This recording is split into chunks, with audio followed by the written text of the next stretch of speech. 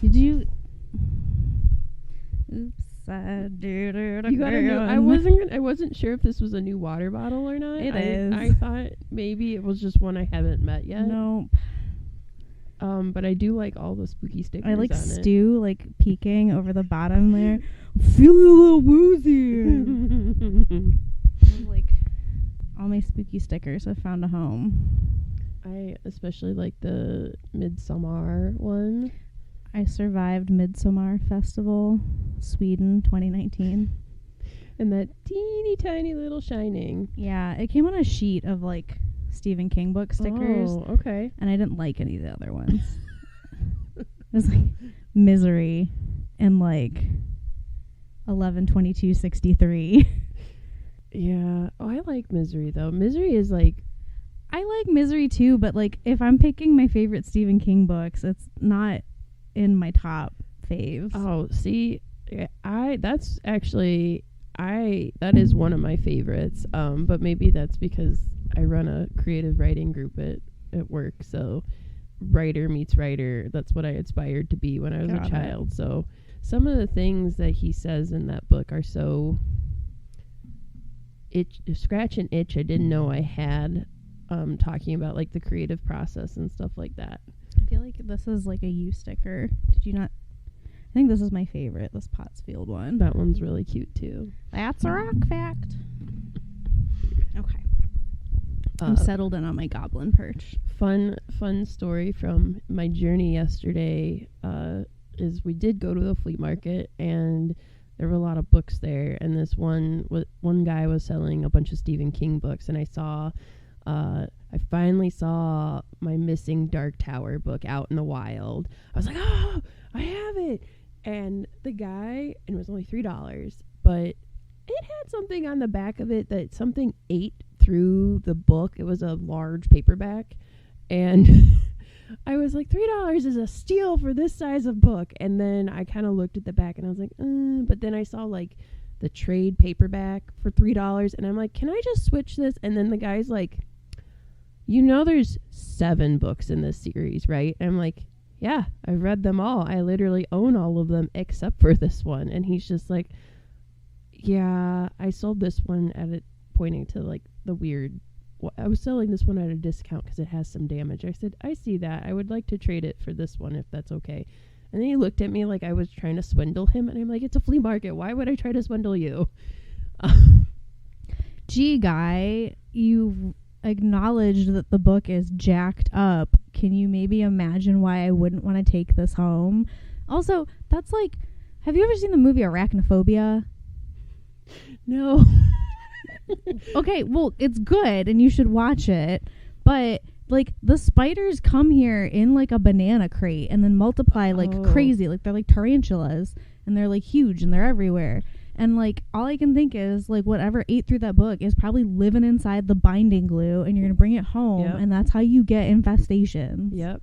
So I said thanks but no thanks, but I finally got the Wastelands, which happens to be my favorite book in the Dark Tower series. And I'm just happy. So now now I do want the big one because most of the other books I have are big ones. And the guy's like, yeah, the other ones are hard to find. I said, actually, they're not. I work in a library and I found all of them via a generous donation, and I bought them at a book sale. And he's just like, oh. And I'm like, who are you? Get out of here. Like, I just wanted to buy the Wastelands. You just wanted your Sweeney Todd moment. Like, finally. Yes. My hand is complete again. That's all I wanted. Lift your paperback high, Beth. It was like a little bit of mansplaining on a Saturday, so. Dude, get out of here. Happy Halloween, and welcome back to the Lake Erie Library. I am Beth. And I'm Britta. And we're here today to talk about, I would consider this as I just hear my tater tot in the background. Yeah. Being very enthusiastic. Because he's not going like, fight me again. That's true. I encourage it. I got here and the tater tot wanted to go outside, and Beth said, no, she's not going to take you outside. And I was like, if we go outside, we're doing crimes. That's right. We're going to live a real life Oliver Twist situation here, kid. I'm going to teach you how to pick pockets. You're going to make us rich. Now I don't want to see arachnophobia, though, because my tater tot is into spiders right now. Your tater tot would love it. There are a lot of in it. Yes. We are going through the parental phase right now where Sa has been misplaced and we can't find Sa. Sa is... I was going to say, we need to explain what Sa is. My tater tot's pet spider. It is a Halloween decoration of unknown origin. It's bigger than like a ring spider that you would get, but it's smaller than like other decorations I've seen. But it was covered in glitter at one point. It's not now. And my tater tot found it and started carrying it around, hugged it, and wanted to take it to bed. We said, no, like, too small for that, too pokey. Like, that's not going to happen. So we had a little play bed that's a Playmobil bed, and we found like a little tissue and like a little sleeping bag, and my tater tot were like, all right, it's going to we were like, what is the spider's name? And tater tot said Sa, like very like that's it, that's the name of the spider. So we're like, okay. We put Sa to bed, and Sa gets a hug and a kiss from my tater tot, and also like is trying to be fed like cereal at the high chair and stuff like that. Don't they like put them on their hair and like walk around with them too? Yes. Because it sticks. Yes. So we've misplaced Sa somewhere in our house, and we don't have a backup yet. So we're just like, we don't know what to do. We don't try to bring up Sa right now. Out of sight, out of mind. But now I feel bad. Now we have to find Sa somewhere. Or, counterpoint, you watch Arachnophobia. The tater tot is now terrified of spiders. You don't have to find Sa. I feel bad. It was like a natural curiosity, and like it's true. I am sort of convinced that they have like whatever the spider equivalent of parcel tongue is, where it's like instead of the like snake language, it's spider language, and they're gonna open a secret chamber. Maybe they're gonna open the creepy door over there where the man who lives in your crawl space comes down during the night. And there's a we'll lot get into of that. Inside jokes going on. We'll get into that at a later haven't. point. I gave Beth a little bit of a complex once, trying to convince her that someone lived in her house and came out while she wasn't home. Between you and one of my siblings, they also claimed my house was haunted by like a small child. So Simon.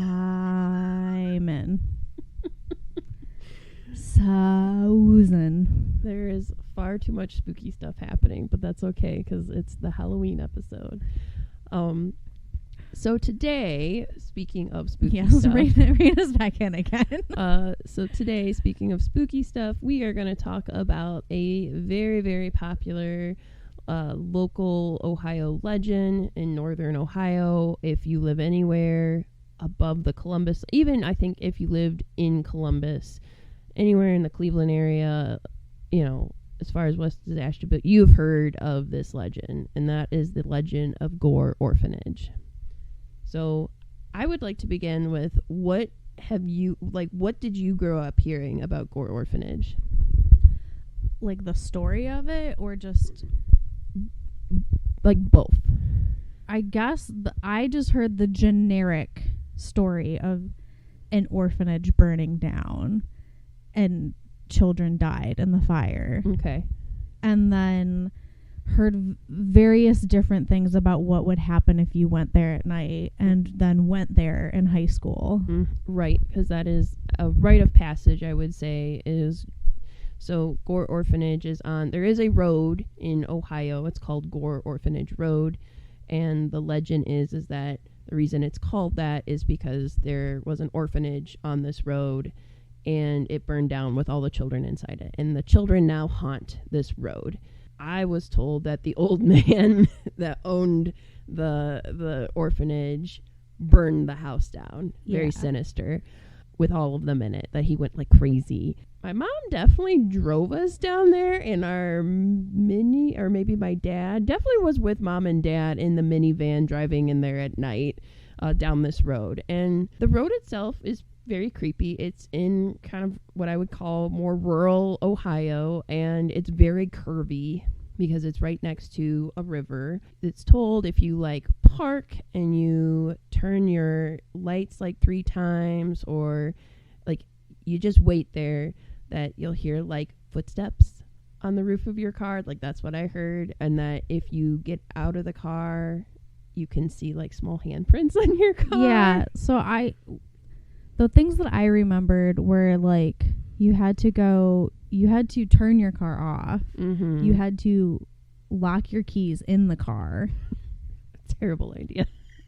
And then there would be like handprints on your car, which when we went, that's the only thing that we saw. Oh. But here's the thing I'm going to say is that we're a bunch of teenagers. Yeah. I guarantee none of us looked at the back of this dirty ass car before we got in it and drove out there. So it is probably like our fingerprints on the trunk.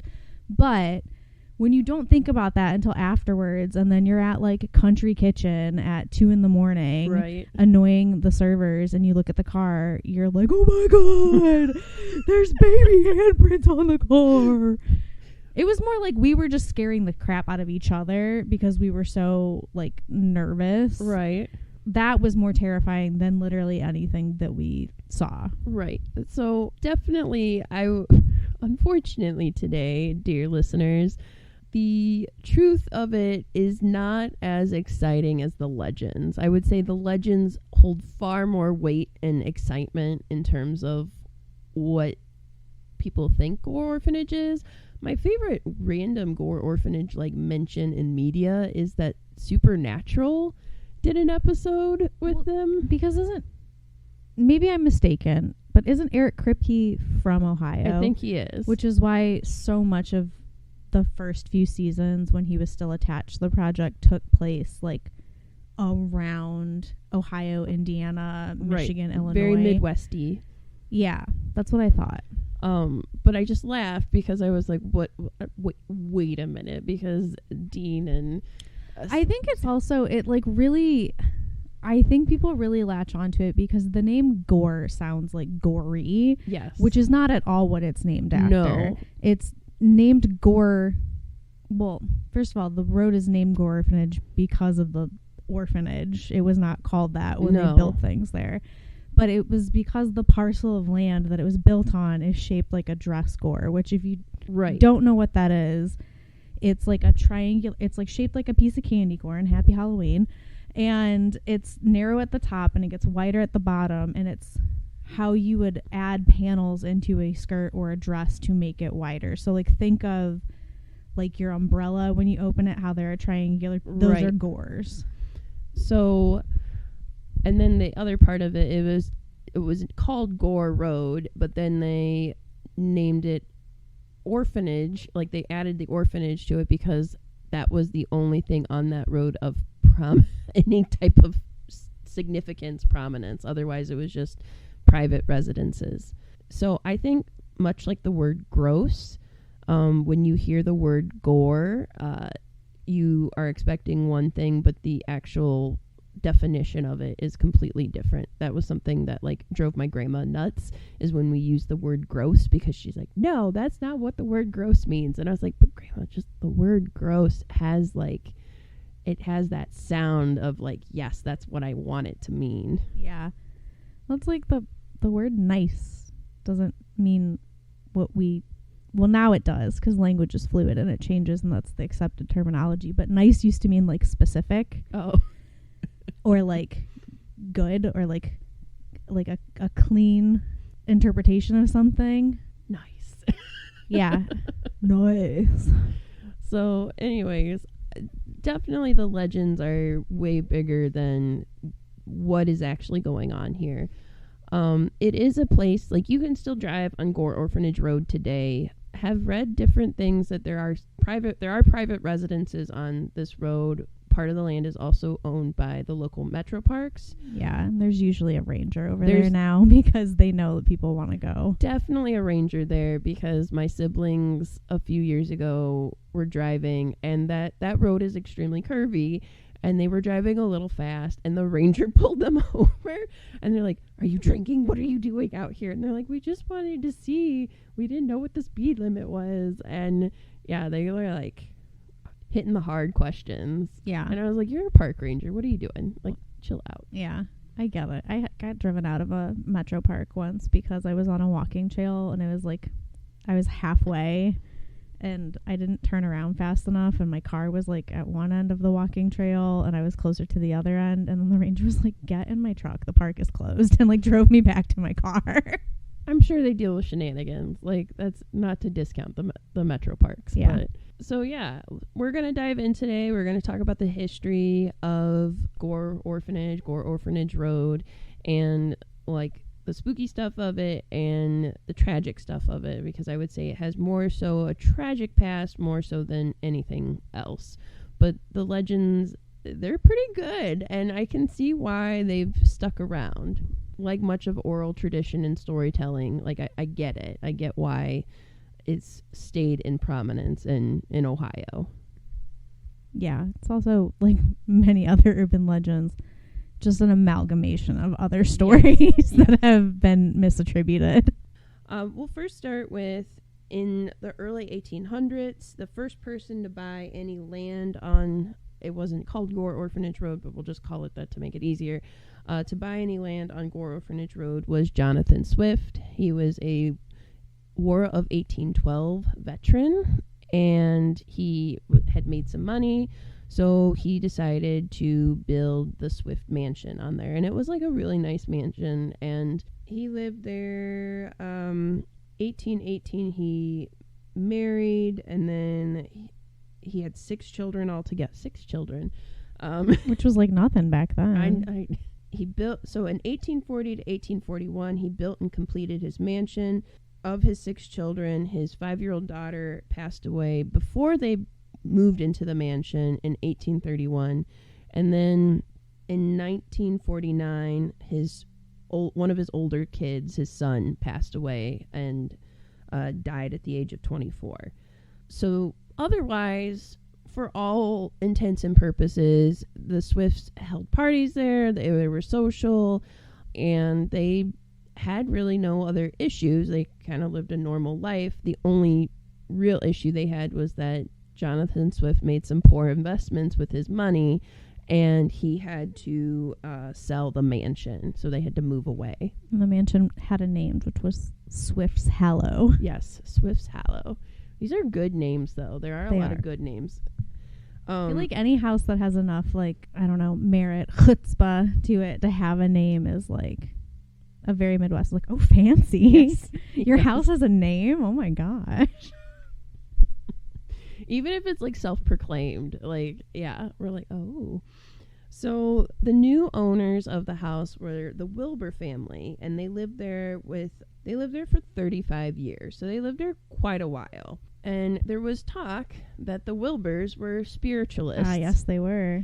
I make this joke, so I talk about Gore Orphanage at work because I do spooky presentations at work. And my favorite joke to make to library patrons, because, you know, I'm just so funny. My favorite joke is, they didn't have HBO back then. They didn't have Netflix. Like, what are they going to do for fun? Like, what do you do? I don't know. Read a book, I guess. Oh, I can read a book, I guess. Or you could summon the dead. I feel like that time of, like, history, too, though, like, people were just sort of into very macabre things. Yeah. And it was also, like, on the tail end of a lot of tragedy when people lost people. So the potential to be able to communicate with your loved ones again, like, beyond the veil, was, like, a very, yeah, let's go for it. Right. Or, like, Ouija boards and stuff like that. I have no, like, no, absolutely not. I'm like, every time I see in a movie or like in The Stand, when I was like, what are you doing? Absolutely not. That is go back, turn around, stop what you're doing. Yeah, I mean, to some extent I'm on the same page, but I think it's more that I was traumatized by The Exorcist as a child, and so I'm just forever afraid of getting possessed by something. And this is like such a left turn segue, but this is just how my brain works. But I just watched Talk to Me. Have you watched that yet? I have not watched that yet. Wow. It's a lot. It just reminded me of it because it does involve essentially like communing with the other side and then allowing them to enter your body. Absolutely not. Agreed. Hard stop. No, stop. thank you. I'm No, good. thank you. I don't need to touch the creepy hand. Goodbye. No. Okay, but yeah, spiritualists. So they performed seances in home circles and they tried to speak to the dead. Now, this is a point of contention because there are physical books I have read that said that the Wilburs had 4 children. So that's not the point of contention. But the point of contention is that their children, all 4 children they had, died of diphtheria. The one thing I read in like books is that they died and were buried on the property. Other accounts I have read are like, nope, they had moved already. They moved to Berlin Heights. Children died in Berlin Heights, were buried in Berlin Heights. Yes, that's also what I've read. So I'm not really sure where the disconnect comes from. As I said, physical books I've read who are like, we know these are the facts that we know. 2 different points of contention. Yeah. So it is said that, you know, as I call diphtheria, the Balto disease, because wow, that's a deep cut. That is a deep cut to our childhood. That is the only reason why I remember what diphtheria is. I didn't even remember what they were getting medicine from. I just remember they were running medicine. So you're ahead of me on this one. Also, Balto chills out in Cleveland. So yeah, that's like he chills out in Cleveland. But so yeah. So I always remember that. So they died of diphtheria. Supposedly they haunted the area, but the Wilburs did finally move, and then the mansion kind of sat abandoned, and that's kind of where the room between all of the seances and stuff like that. Which, you know, if you're the only people doing that around the block, and you're doing it in a very prominent mansion, yeah, people are going to talk because, as I said, what else do you got to do in the 1800s? Yeah, and teenagers are going to teenagers. So, like, immediately after they moved, they were like, I dare you to go inside. Right. Listen, Nathaniel. Veronica will think you're so much more handsome if you say that you went inside the ghost house. Well, I guess so. I don't know why Victorian and early 1900s teenagers sound like this, but they do. They sound like Zoolander. What is this, a house for ghosts? Oh, God. So, it was sad, though. Like, the epidemic had raged across Ohio. The kids were 11, 9, and the twins were 2.5. So that's really sad. That was the rumor. It was that they were buried, and they were buried in haste so they didn't spread the disease, and that is why they haunt that area, because they were never fully laid to rest. So Nicholas, who was the head of the Wilbur family, lived there until his death of February of 1901, and the home was sold to the Sutton family, but it stood vacant between those two for several years, and that's when the rumors began. And it was, as I said, called Gore Road, so they called it the Haunted House of Gore, which sounds so cool, but also like a bad haunted house. Yeah. Only $38. $38 to go into the Haunted House of Gore and let teenagers jump out at you. Yep. Let's get to, I think, the Sprungers, which I think is that is to me the most interesting part of all this, because before it's like you can kind of talk those away, and I honestly think if the orphanage had never been there, the legend would not be what it is today. Agreed. Yeah. So the Sprungers were actually, John A. Sprunger is who we are starting to talk about. He was actually born in Switzerland in 1853, and he came to America with his dad and his mom.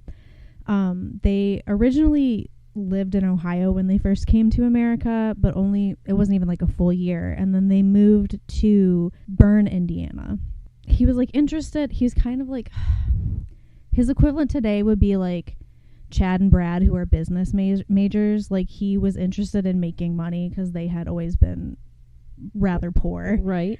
And so he started like investing in like a threshing machine, and then buying like more machinery, and then starting like a general store and a warehouse business, and kind of established himself in Indiana.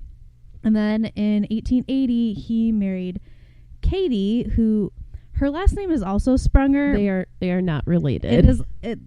The easiest explanation is that it's probably just a very common name, and there were a lot of like people from the area that he immigrated from in that area. Right. So it's like, I mean, I don't know for sure that it is like the John Smith last name of that area, but like, right, that's the equivalent. I was told it would be like a Smith or Jones. I mean, prior to me being married, I had the same last name as somebody that we work with, and you know, I am not related to them. Yeah. And then they had 2 children who, wow, some wild names, but I'm going to say that that's my American showing. So I've also seen these 2 children's names differently in different information, but I'm just going to go on what I have in this part of my notes, which is Hilagunda and Edmona.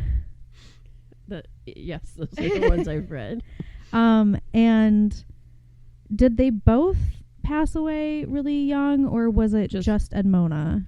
I thought it was Hilagunda is what I read. Okay, so one of them passed away as like an infant. Maybe they both did. Again, why do we have contentious notes? A lot of conflicting stories about this, but the basic story is that he in Indiana established himself, got married, started a family, was sort of like flourishing in his business. Right. Built like 12 houses, built them all in the same area so that neighborhood got its own name, essentially. Mm-hmm. And then in 1888 there was like a fire. Right, which having read those things, I was like, this is ironic. Yes. Oh, so Edmona is the one who passed away as a baby because Hilagunda died in the fire. Having 2 children and then losing 2 children, like, Sprunger had what I would say a pretty good reputation. He was known as being like an honest and nice man. However, after losing his daughter in the fire, he became deeply religious. Really, deep dived, hard lean into, it would be akin to almost like evangelical Christian. Yeah, people today. He became an ordained minister. They took some time to sort of like go back to Switzerland, and then when he returned, he came to Chicago and started like an orphanage there, and then also in like a few other towns around like the Illinois, Indiana area. Can I also just say, I was reading about, they were talking about different orphanages and how it was successful or not in making money, and I just went, they're children. I have a lot to say about orphanages at the end of this episode. Yeah, they're children. I'm like, why are we commodifying them? Yeah, I am very much against orphanages, but again, I will rein myself in at the moment. And then in 1894, so this is like 6-7 years later, his second mill burned down. So now this is 2 fires. And then in 1899, the Bern Orphanage also was destroyed in a fire, and 3 of the girls who were living there passed away. I'm not trying to laugh at that. I know, it's just I'm saying it's a little shady that there are a lot of fires attached to him. Yes, and he didn't have like insurance for his businesses or the orphanage, so he had a hard time by himself like rebuilding, but he got sort of the community involved and his friends chipped in, and they rebuilt a bigger, quote unquote, better facility. Right. And then he decided he was gonna dip out, and he bought a tract of land in Birmingham, Ohio. And so I just want to clarify a point. So because Gore Road is on the reason it's called a gore is because a surveyor mistakened how the land was supposed to go, and so they call that stretch of land a gore. But it's on the border of two counties in Ohio. It's on the border of Erie and Lorain County. Both, I would say, both equally lay claim. Birmingham is, I think, technically in a different county, but it is a like township, so it is so small compared to like the city of Vermilion, which I've read every book, every like Wikipedia article, all say different cities that it's associated with, and I'm like, it's because it's on a rural road. That is why. But it drives me bananas because you can't even just like throw it into Google and be like, all right, send me to the exact place that this orphanage is at. The general directions that everyone is given to find Gore Orphanage tend to be where the mansion was rather than where the actual orphanage stood. So it's a lot of confusion. Yes. So sorry. Let's go. So he's packing up. He's leaving Indiana. Yep. They're moving to Ohio. And I found some information that I can't verify like how true this is, because some of it came from like an original unpublished manuscript by someone who's like a relative of the person in the story. But there was a young man named Ben Sutliff, and he was like 5 years old, and it was his birthday, and he had a sister as well named Ruby, I believe, and their mother had been divorced and was remarrying, and the man that she was marrying had children of his own, and he had 2 children of his own. Benny had he was one of 10 kids. 8 of them had moved away, so it was just him and his little sister left, but essentially mom's new husband was like, 2 kids is enough, get rid of yours. So she took him to the Sprungers Orphanage, which was called the Light and Hope Orphanage. Well, that's the one that they built here in Ohio. This was still in Indiana. But Benny traveled with the Sprungers to Ohio then, and his sister went as well. He was 9 when they opened the Birmingham orphanage, and he said that as it was being built and fixed, he had to sleep outside in the stockyards, and then he would work driving cattle, and they often would loan the boys from the orphanage out to local farms and houses to do day labor. So enriching for children. Let's just have them do slave labor for no wages. He says, the boys' dormitory was a building near the road. I helped build the barn when I was 10. We hauled stone for the foundation from the riverbed. We had a buggy shed, a print shop where the paper Light and Hope was published. We had a schoolhouse and a chapel also. And then in 1906, they added a nursery for infants, newborns. We raised our own food, even tapped the maple trees. And there were 100 children at the time living in the orphanage. And he didn't ever really see his sister because the boys and girls were kept separate. He said that it was not the best living conditions. They had food to eat, but he speculates that sometimes he thinks that they killed the sick cattle and fed the children that rather than good meat. They often had to beg for food from other people and the people that they were working with. And when he was 14, he wanted a bike to help make the wagon pulling easier, and felt that he had earned that at least. And so he took $5 from the Sprungers, and he got caught. That and initiated his running away. So he never went back to the orphanage after that. He lived with the Andresses, that's the farm that he worked on. And he learned farming and carpentry from there. And that's where his life went after that. He didn't ever go back. So he found a way out. But then that also kind of led to more children essentially attempting to get out of this life. And the orphanage, the orphanage on Gore Orphanage was not, it wasn't in business. Well, we'll say it wasn't in business very long. It was in business 13 years total. The Reverend Sprunger did buy, He bought land from like the Swift Mansion. He bought Hughes Farm along with 3 other farms to house the children. I have by 1910 there were 45 people living there with 27 children, though accounts that I've read have read up to 100 children like were living there at a time. The orphanage stayed open till 1916. So as I said, I think it was only open like a decade. So it really wasn't in operation that long. And then to think about like 100 children at peak point were there, that's wild. Yeah. And through much of that decade that it was open, they were constantly being investigated for these accusations of neglect. Like I found some articles from their Vermilion News from like 1909 that's covering essentially like court cases about this, about how like Benny was like, look, it's not a good situation. Like kids are being abused. It's not a good life. Yes, the things I've read is that Sprunger was a nice enough man, but he was very much absent, and the people that he hired as like that oversaw the child labor were the ones really inflicting the punishment.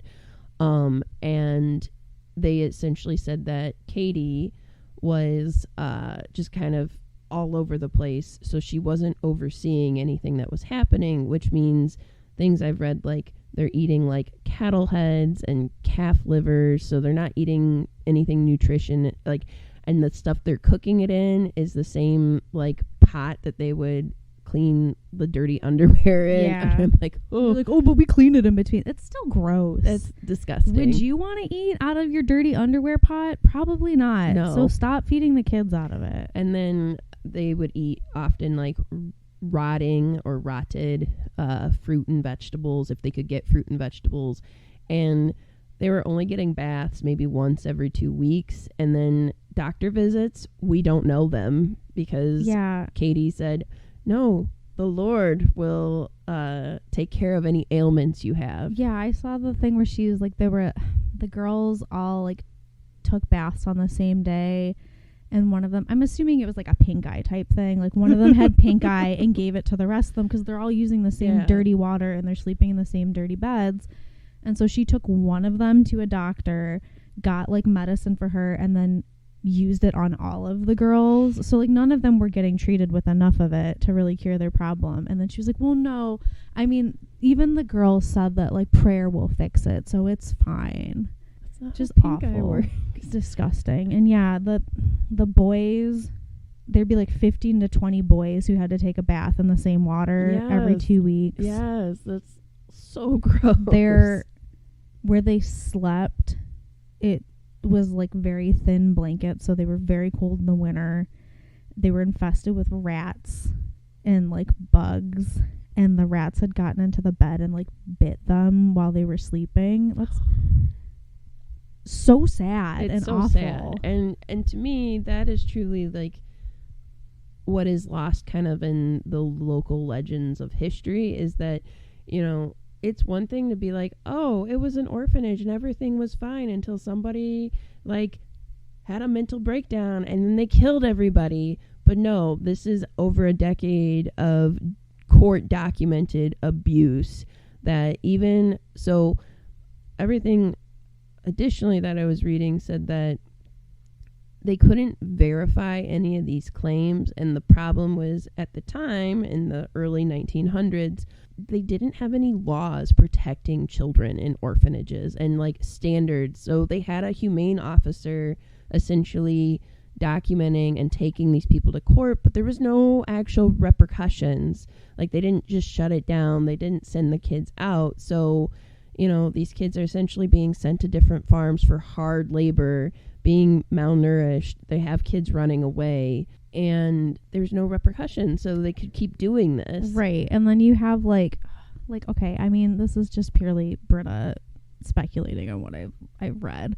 But you have like this guy, Charles, who's just like, that's not at all what happened. Like there's always, every movie that you see, like there's always one like try hard bootlicker who's like, well, you know, if I kiss the butt of the guy who's abusing everyone else, then like I'll get less abuse. Right. And so he was essentially like one of those kids who like ages out, but then became like an overseer of the other children, and he was like, they're all terrible, like they're rude, they knock over the sap buckets when we were doing like maple syrup just to be jerks, and that's why they get beaten, and they're not telling you the full story. Right. I read that one of the takes on it was that these children came and accused, kind of very Salem witch trials-y, that the Sprungers were like actually nice. It just, they didn't have enough resources for people, so everything was stretched thin, and that these kids were just jealous or angry of their life situation. So when they found a way to kind of entertain themselves, as you will, or try to like make it slightly better, that's why all the witch hunt accusations came out. I'm like, but here's the thing. If you have peak 100 people and then down to even like 45, like in 10 years, I cannot imagine that you have enough resources for all those people. Like, I grew up in a house of many children and we were provided for, but like, I know not everybody has that privilege, and I can't even imagine like being forced to eat right. Like, how, you know, it would be one thing if just one kid came out, but you had lots of them, and you had lots of them trying to attempt to escape. So I'm like, I'm sorry, but if I had like at least 20 people come up to me and tell me all the same thing, but slightly different variations of the same thing, that they're being mistreated, I'm gonna believe those kids. Like, they're kind of stuck there, unfortunately. Like, they were shoved in this like thing that they shouldn't have been shoved into. So yes, get out of here, Charles. Nobody likes you. I know. It's garbage. Also, you became an overseer. You had the opportunity to leave, and you stayed. They essentially were court case by court case. And afterwards, Sprunger died in 1911, and the orphanage stayed open until 1916, but then Katie left and went back to Indiana, and she took a chunk of the orphans with her, but it wasn't sustainable to keep all of them. But also, while it was there, another fire happened prior to the fire that burnt down the fire of the legend. Another fire happened. No one died, but they had like a craft or activity barn that caught on fire. And as I said, I think it got partially destroyed. It wasn't all the way destroyed, but nobody died, which was good. But people did remember that. Orphanage closes down 1916, and then the land was eventually sold.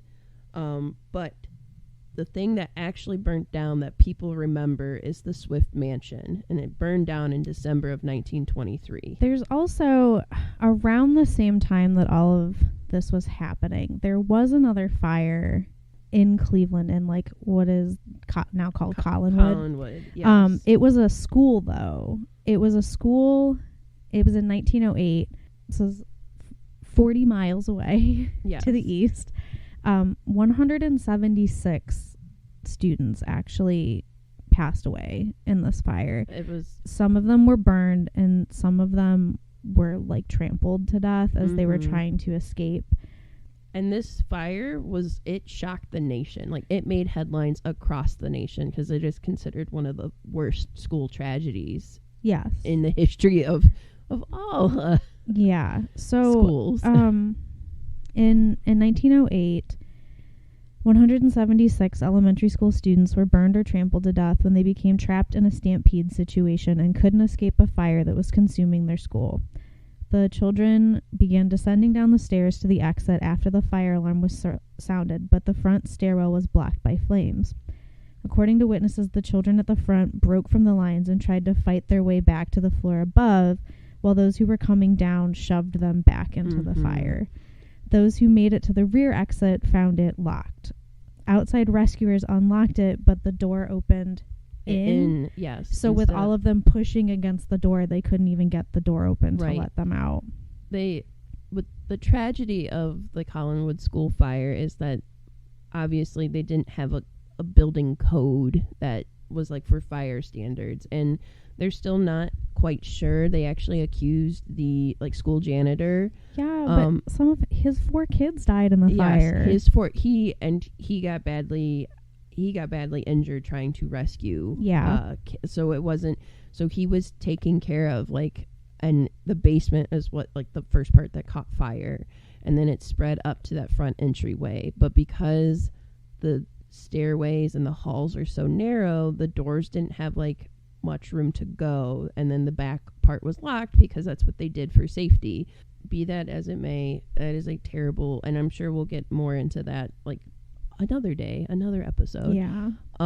But that shocked the nation, and this happened 1908. We start talking about Gore Orphanage 1910. So it's not like, and they're all in the same state, and like I would even say like in almost the same area. Yeah, they're all in Northeast Ohio. Yes.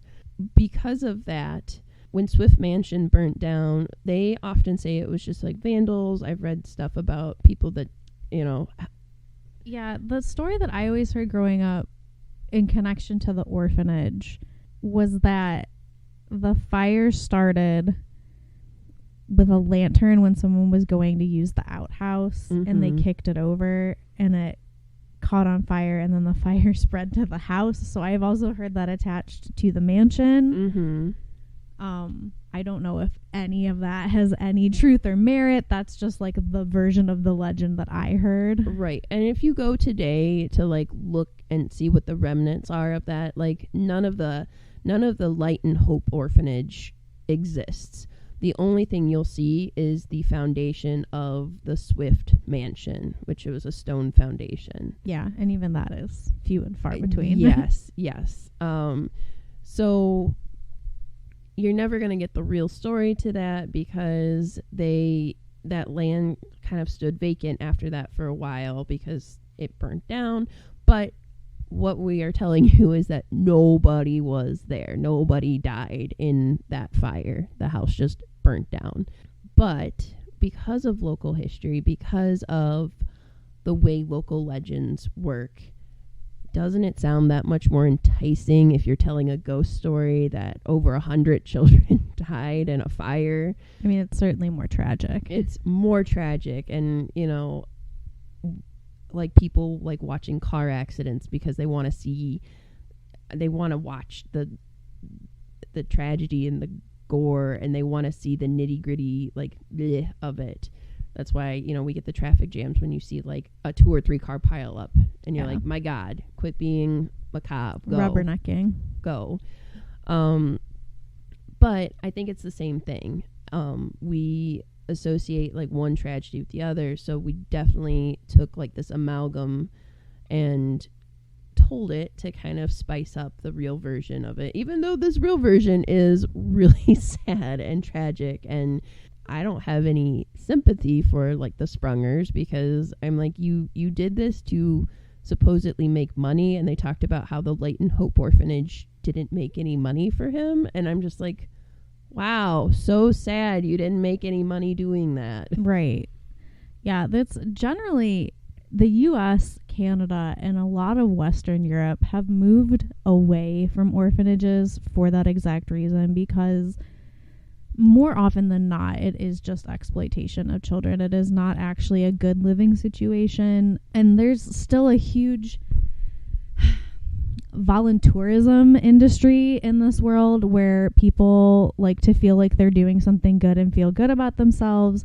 So they pay a bunch of money to go to, say, like a country in Africa, right, and work at an orphanage for a week to a month, and they're told like, oh, you're making such a difference in these children's lives and you're going to be taking care of them. But then like these places don't even do background checks, so like you're putting these children in danger in the first place by just letting any Tom, Dick, or Harry come in here and have access to children. Right. Secondly, I guarantee none of these people are like culturally educating themselves about the place they're going to. Absolutely not. Like maybe they took a 2-day language course and can say like, hi, my name is. Right.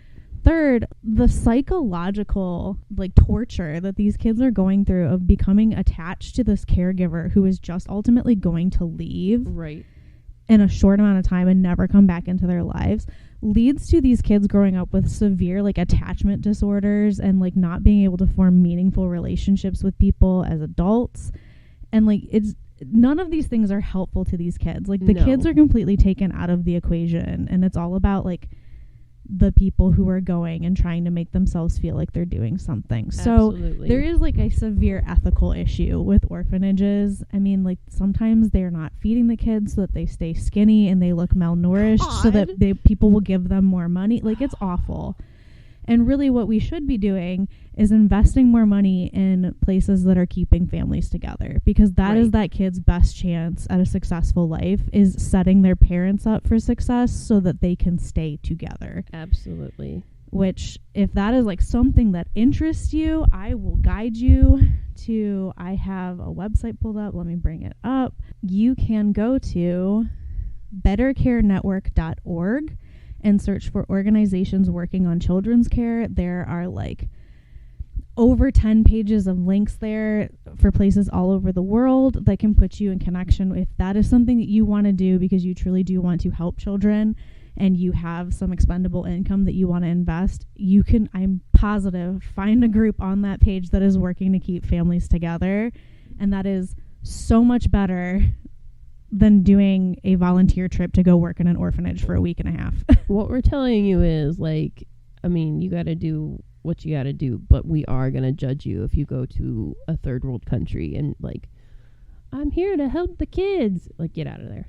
You literally could have just, like, given actual organizations that do that money. Your $900 that you spent to go there could have helped families in a better way.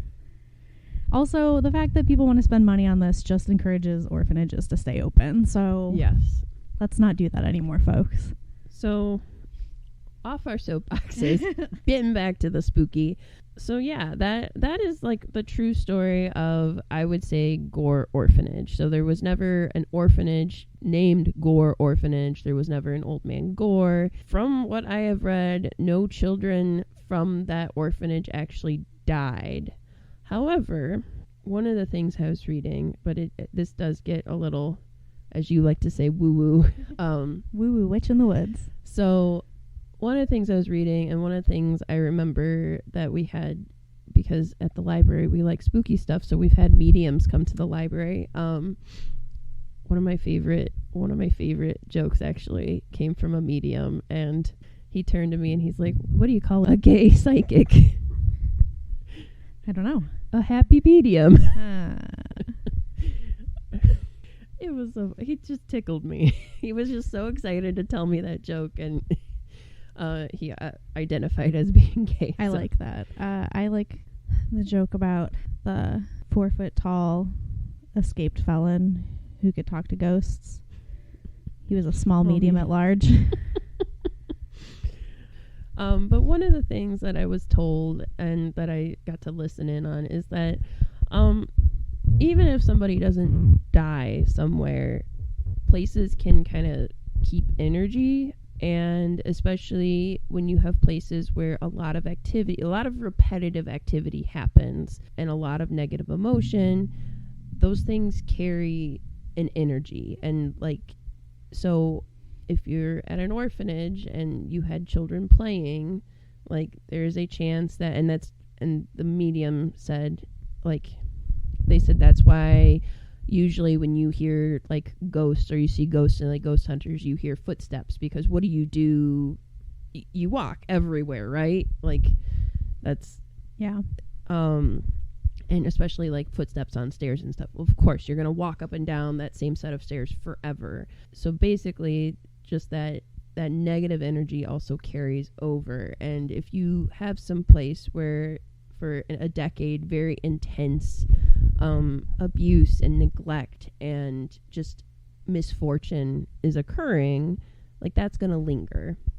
I do think it's also interesting because, so you have that area, you have Swift Mansion, then you have the neighboring farms with Gore Orphanage, or the Light and Hope Orphanage. But then if you drive further down the road, there is a bridge because the way the road turns, it's very steep. And that was another thing, is after all of this closed, teenagers got automobiles, and then they're having a hard time driving up this like steep hill to this bridge. Yeah. But the local legend is that this bridge is called like Dean's Hollow Bridge. Right, it's very close nearby. I've read that in the 60s and 70s that was, and actually I was told by your relative, I was told that they witnessed something happening in the Vermilion River area, because that is the river that cuts through, that the bridge is going over, and that was a place of satanic activity, which is, I'm not gonna laugh about it. That's that generation. Yes. But I will also say, I think so, this happened in 1910 to 1916. But I do think it's interesting because one of the local newspapers in the area, the Lorraine Morning Journal, actually, they used to have a column of answering questions. So they ran a series in the 60s about Gore Orphanage. And they did a deep dive and wrote like an expose, like article about Gore Orphanage. And they explained, but people talk, people misremember stuff, teenagers go out there to touch stuff, to watch a tire swing. That was another one I read. Like, if you stare at a tree, there's a tire swing on it and it swings by itself. I'm like, yes, there's no such thing as wind, ever. Obviously. Ever. Something moves, it's a ghost. It's not gravity. It's not wind. It's not physics. Ghost. Let me tell you, I have a swing set in my backyard, and it did creep me out watching the swing by themselves, because I've seen too many scary movies, but wind is Did you hear that, thing. like the opening of Are You Afraid of the Dark with the swing set? No. And the like tinkling. Right now somebody is like skipping ahead because they're like, God, how long is this episode? And like they just heard me doing what they think is a whale call, and they're so confused. Oh. So these articles happened and the questions happened throughout the 60s and 70s, which means that, so you had this happen in the early 1900s. For over 40 years, this is like passed on from generation to generation. I know I was told as a kid, like, about it, and that spooked me. Also, urban legend came out when I was a kid, so I learned a lot about urban legends that were terrifying. It's a good movie. And we grew up on Scary Stories to Tell in the Dark, like the books, not the movie that came out. And Are You Afraid of the Dark? Yeah, and Are You Afraid of the Dark? So hearing local legends was not something that would be abnormal, but what I'm telling you is that from the previous from like the boomer generation to the millennial generation, there's always been a reason to talk about it, because it's like cropped up in newspapers and stuff, like places that you would consider fairly legitimate sources of information. Like, they have to talk about it. And, thanks to Supernatural, there's a whole new generation. Right. So I will say Sam and Dean, listen, if I saw an equivalent of Sam and Dean up in there, I'd be like, why are you here? I mean, I think I would have a very different reaction to that. Oh, hello. Oh, hello. I seem to have lost my car keys. Could you perhaps give me a ride in your car to wherever you're going forever? Oh, your brothers? That's okay. My favorite part, not to spoil this episode, and I apologize, but like they ghost hunt, and they are very specific in how they, like, you can only hit ghosts with steel and like salt.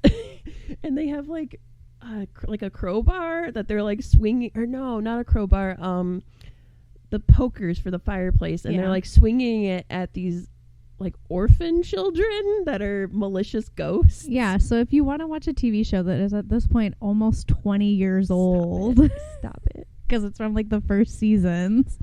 Oh, God. And you haven't seen it for some reason, if you've never been on Tumblr ever in your life, and you're just blissfully unaware of Supernatural, Sorry, we just spoiled a little bit for you. Sorry, just one episode. And honestly, that is not even, that is the secondary storyline to that episode. Like, they just happened to be in Ohio that day. But, like, that it happens, like, in 5 minutes. And I went, oh. That was back when they were still doing, like, Monster of the Week. Yes. Rather than just, like, everything is angels. Yes. That's when I stopped watching. Also, fun fact is that they did make a movie called Gore Orphanage. And so, dear listeners, if you want to watch a fictionalized version of what we've just told you, I have not seen it. I've heard from other people that have that it's an independent film, and the sound quality is really, really bad. Like, worse than it's worse than, like, you know, when you watch, like, Netflix and, like, you have to turn it up really loud because the dialogue is so quiet, but then, like, the background noise is like, rah! And you're like, my eardrums. Yeah. It's like that. Got it. The entire movie. They had never heard of an equalizer. I see. No. So, yeah, if you want to watch it, you can. Let us know how good it is or how not good it is, depending on your bar for expectation. Right. I have not seen it either. And then if you just want to read more people's takes on the spooky legends, there's like hundreds of Reddit threads about this. Everybody has one. I was going to say, so speaking of, like, that bridge, so the other thing is, so you not only have this haunted mansion, haunted orphanage, but you also have this haunted bridge where there is truth to this. Somebody did commit suicide off that bridge and they weren't found for a few days. So the legend is that if you drive over the bridge and you walk, you can see the ghostly apparition hanging off the side of it, or like a noose hanging off the side of it. I will not do that. Yeah, I have heard a few different things about the bridge.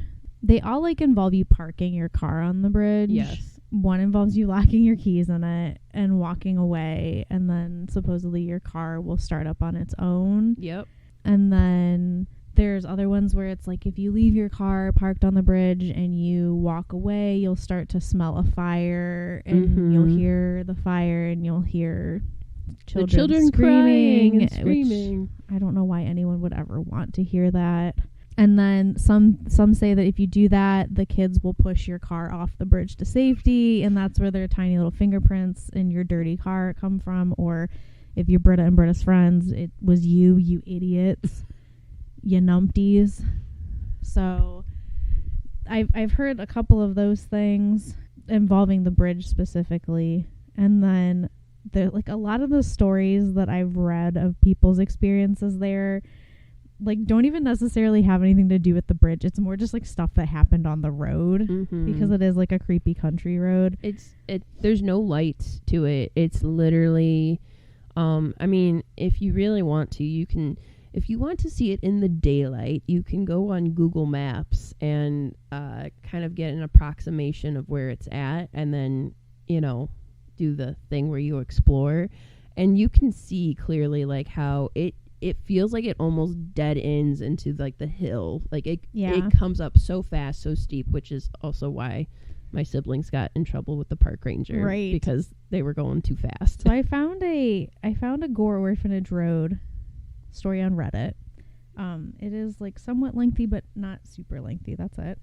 The person has since deleted their account, so I can't tell you who wrote it, but it's under Let's Not Meet on Reddit. And it says, all right, so this was probably 6 or 7 years ago now, pegging my age around 16 or 17 in Ohio. I went to school around the supposedly haunted Gore Orphanage Road, and us stupid high schoolers, knowing this, obviously decided it would be fun to go adventure seeking, even with the road being illegal to drive down from dusk till dawn due to drug activity. But I will tell you this. I never went back after this, and I don't plan on doing it in the future. I never heard anything about, like, people selling drugs there or anything, so this seems like another addition to the lore that people are hearing. Yeah. So, if you haven't heard of it, the legend goes like this. There was an orphanage called Gore Orphanage, and he's saying it's in Amherst. I told you. Both Amherst and Vermilion want to take claim to it, and then you throw Birmingham in there, like, and then somebody in the comments is like, "Yeah, Wellington, I'm from there." So now we got Wellington edging in on this. You get out of there. You two south. You get out of there. So there was a fire, and all the children and the caretaker were killed. I'm recalling all of this by memory, as I actually happened to do a research paper on the place one year, but I'm sure I'm missing a few details. One thing became clear, though, during my research: the legend is BS. Back to the story. It's a Friday night, somewhere during football season. I'm thinking it was October, as me and a large group of friends decided to head into a nearby town to get a late dinner. From there, we just bullshitted about school, this, that, etc. before 3 of my friends, a guy and 2 girls, who I will not be naming, got on the subject of Gore Orphanage. Stupidly, we all decided to go at around midnight. That's how it always happens. Yes. If you're not dying in a field while your parents think you're spending the night at your friend's house, it's dumb stuff like this. Right. We drove out to where the road starts. It goes downhill into a marsh-like area where there's actually a gate that was supposed to be closed. I have encountered this gate before, and it is always closed because you are technically trespassing if you go beyond it. We didn't think anything of it at the time, as I'd been down here a few times myself, and it was never closed, not even after dark. We make our way downhill, just effing with each other in the car, trying to scare one another. My male friend is driving in his car, I'm in the passenger seat, and both the girls are in the back. The road down by the marsh area curves to the right, whereupon a little ways forward there's a 1-vehicle bridge. I remember it because of the copious amount of graffiti on the metal guardrails and a sign at the far end of the bridge. I can't remember what kind of sign it was. So on the other side of the bridge is a little turnaround point. The road dead ends a little ways past this point, but on the right side of the road is where the trail starts, the trail to the supposed Gore Orphanage ruins. We briefly, and I mean briefly, discussed parking the car and going down the trail. F that, right? Yeah, we thought so too. Instead of turning around there, we decided to go all the way to the end of the road to the actual turnaround. Here the driver put the car in park, shut off the engine, and extinguished the headlights. It was all stupid, harmless fun, us scaring the girls. We sat there for about 5 minutes before we decided that we'd had our fun and it was time to go home.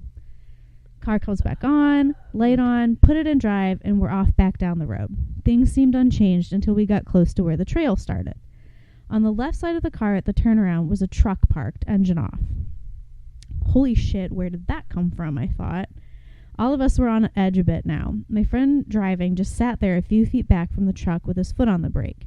He was convinced it was just another group of idiots like us that gave in to the idea of going down the trail. Obviously, I didn't give a shit to find out and told him to get us out of there, but this is where it gets absolutely insane. Oh boy. Oh boy. Okay. We drive forward at a calm speed, passing up the truck and making the slight turn left onto the little bridge. And chilling right there on the bridge are 10 or 12 individuals in tattered robes of various colors, some hooded, some not, and the faces of the unhooded ones were covered in, this is the author's terminology, shitty tattoos or dirt and nasty beards and whatnot. And even worse, they were brandishing shotguns and hunting rifles, just staring at us as we came into view. What? At this point, I am mortified, thinking, holy shit, we're about to fucking die. And the girls are flipping shit. But what my friend driving did, I will forever be thankful for. As stupid as we'd been up to this point to even find ourselves in the situation we were currently in, I'm glad that immediately upon catching sight of the Pope's hunting trip, he just gunned it. Not even thinking about the possibility of hitting one of them. Oh my God. We sped past them and along the marshlands, now to the right of us, before flying up the hill back on the main road. None of us could believe what we'd just seen. I felt like I was in a goddamn Stephen King novel. We joked about it afterwards, surprisingly probably just to lighten the mood, since we, capital letters, almost died. Thought that was it? Nope. So I get home about 15 minutes away from all that. I know, terrifying. And for obvious reasons, I can't sleep. So I stay up pretty much all night doing whatever it was I did at that age, play video games or watch TV. But it's about 5:30 when my dad comes home from work. He's a state trooper and patrols the local area from time to time. To this day, I am a little confused as to why he asked me this, as if he psychically knew that I felt like being an idiot that night. But he asked me, "Were you down by Gore Orphanage Road tonight?" Thinking he'd get pissed at me if I said yes, I lied. No, why? He started taking his bulletproof vest off and his gun belt before telling me, got a weird call about some satanic crap like chanting and fire down in the woods from Mr. and it's like a starred out name. I asked him if he went down there, to which he replied that he did, with his cruiser shining a spotlight into the woods, and there was nothing. Mr. Blank was the father of my friend in the driver's seat that night. I started to think that he told him about what happened, but I later decided this not to be the case for 2 reasons. 1, I don't know why he'd say anything to his dad about fire and satanic chanting. We didn't see any of that. And 2, they live literally a 5 minutes walk from that area, and he might be able to see and hear these things. Nonetheless, everything went on as normal from then on out for me and the 2 girls. However, my friend who lives nearby began to be stalked by people who kept showing up on his front lawn staring at his house every couple nights. Stop it. They'd spray paint shit on the trees in his front yard too, but he never discussed with me what they sprayed on the trees, so beats me what it was. Thankfully, this stopped after about 2 or 3 weeks as law enforcement started hanging out more. As curious as I still am what they were doing down there, I think it's better that I don't know. Whether they were worshipping Satan, sacrificing a goat, or cooking crystal meth, I'm just glad my friend's car interior didn't get a makeover consisting of pieces of my brain. Whoo, boy. Why, if that's your friend, why didn't you ever go to his house and see the graffiti then? That is a good question. I'm calling BS on this, but it is an entertaining story. It's very entertaining. Yeah, I would say, especially in the area post 60s, 70s, makes sense. Satanic Panic happened in the 80s. And as far as, like, yes, there are the ghostly sightings, but then there's the very real world possibility of, like, a satanic cult just chilling down there every so often to sacrifice at the full moon or whatever. Or, you know, just like roving gangs of film students who are making a weird movie in the middle of the night where they think no one's going to be. Yeah. And then you wackadoos try to run them over.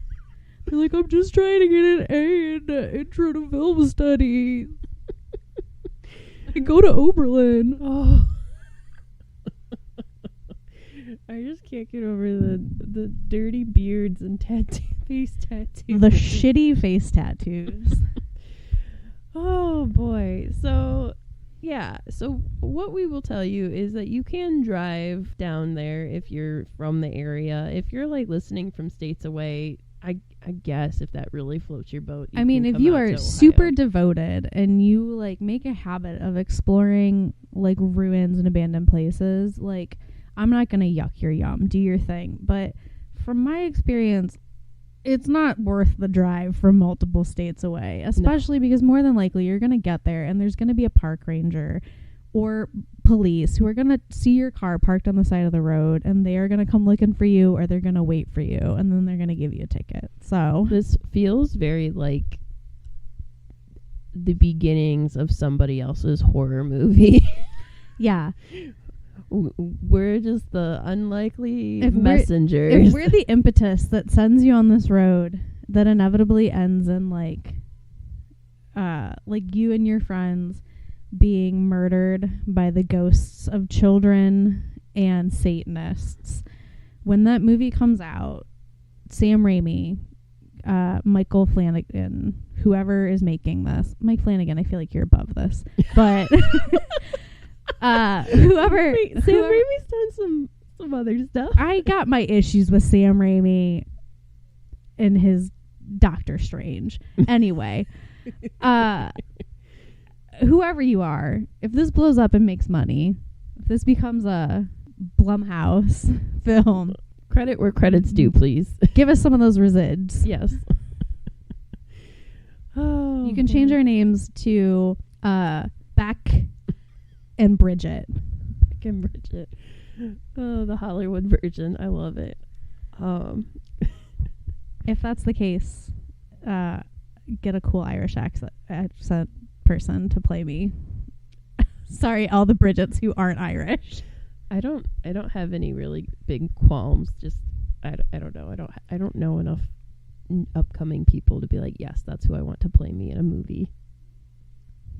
Who would play Beth and Britta in the movie version of whatever horror film involves this podcast? It's a good question. If you guys have any suggestions based on voice alone, let us know. Yikes, maybe don't. It's gonna hurt my feelings. Take it the opposite direction. Get Florence Pugh to play me with her beautiful sultry voice. feel like we have the same chaos vibes. Yes. I would, yes. Yeah. Oh, one quick side note before we end. Just found out recently on Netflix. I rarely go on Netflix anymore. I'm literally waiting for the fall of the House of Usher to come out. Ghost Hunters is coming out on Netflix. Is it going to be the old seasons, though? It says 2004. Nice. So, like, I own the first several seasons of Ghost Hunters on DVD back when, like, Sci-Fi wouldn't even release full seasons. They released them in, like, volume sets. And so I would be very excited to rewatch some of those. Because whenever we talk about it on here, I go to watch it. And, like, they only have, like, the most recent seasons on most streaming things. I think probably because of, like, rights with Sci-Fi, but that's what Daily Motion is for. So yeah, I just thought you would enjoy that piece. So I think that wraps up everything about Gore Orphanage. As I said, I apologize if you got really excited about the legend and we're letting you down with the truth. But you know what? Here's the thing. Halloween is in a few days. Go ahead and deep dive into these legends and tell your spooky stories and do it over a little fire with your pumpkin beer or your hot apple cider, your marshmallows, your trick-or-treat candy, and just indulge, because that's the fun of Halloween, right? Yep, that is this time of year. So thank you again for listening to us. We are the Lake Erie Library. You can find us wherever podcasts are available. Happy Halloween once again. Thank you to our spooky sponsor. Ooh, that's a nice one. It's new, right? Yeah. Our spooky sponsor. And thank you for listening, and please be safe, and don't blow out your jack-o'-lantern before the last trick-or-treater has come to your house. That's right. And you can find us on Instagram as well at the Lake Erie. No, Lake Erie. Why do we do that? I don't know. It sounds fancy when you put a "the" in front of it. Lake Erie Library. And stay spooky, friends. I wish I had a toy that made the... I have one of those Halloween decorations. Thing. We'll record it just for Instagram. Okay. Bye-bye.